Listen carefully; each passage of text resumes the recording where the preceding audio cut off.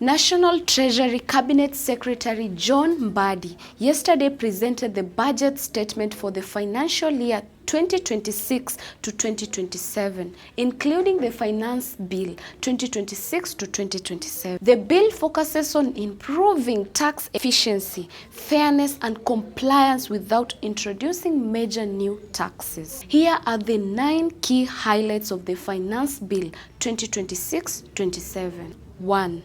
The bill aims to raise additional 120 billion Kenya shillings through better compliance and closing loopholes rather than increasing taxes on essential goods and services. 2. A tax amnesty program is proposed to generate 30 billion shillings by waiving penalties and interest for struggling taxpayers. 3.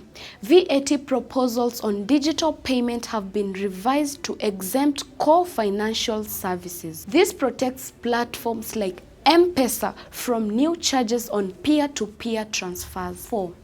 Tax return filing deadlines adjusted as follows. Payee taxpayers to file by 30th April, other taxpayers by June 30th, and nil filers within 1 month after the end of their year of income. 5. Taxpayers will receive auto-populated tax returns and will be allowed to review, confirm, or amend them before final submission. 6. The rental income tax rate will remain at 7.5% after the proposed increase to 10% was dropped. 7. A simplified 25% excise duty on mobile phones will apply at the point of activation, replacing previous complex levies. 8.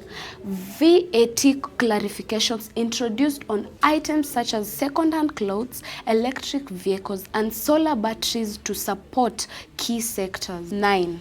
Measures to support agricultural insurance and settlement of verified pending bills to suppliers and contractors. The Finance Bill 2026-2027 will now proceed to public participation and parliamentary debate before final approval. Winnie Mora, GTN Africa. Follow for more updates in the 2026-2027 Financial Bill.